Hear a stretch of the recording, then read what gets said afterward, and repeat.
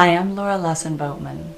In this video, I want to share with you my PEP for self-love process. This is a wonderful process that can really help you whenever you're feeling upset or down or even anxious about things. It really is good for pretty much everything, any kind of emotional pain you're experiencing.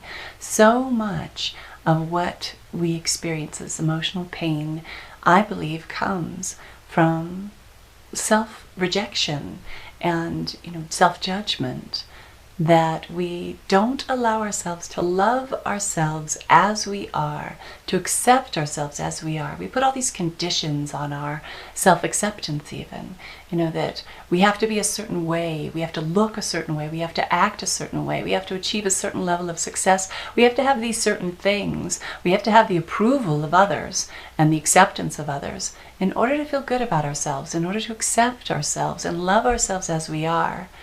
And that's not really true. All of those are just ideas, just thoughts that we've picked up from wherever we picked them up, from our families, from our culture, from our experiences, from our peers, from the media. There's so many things that tell us that, oh, you can't be happy and you can't feel good about yourself unless you have all of these different things. But you know what? That's all just a game of our ego. That's just telling us, that we have to do all of these things. We have to achieve all of these things in order to feel good about ourselves. But we're always chasing after that thing instead of just letting ourselves feel good right now. And when we do that, that's an act of self-love for ourselves. And that is the key and the doorway to feeling that unconditional joy and happiness and well-being. So much of it is to let go of those self-judgments, to let go of that tendency to reject ourselves. We're not meeting some standard that our ego has set for ourselves or that someone else has set for us and that we've adopted as our own judgment. We don't need to do that. It's not real. It's not true. They're just ideas. No matter how much it seems true, it really isn't.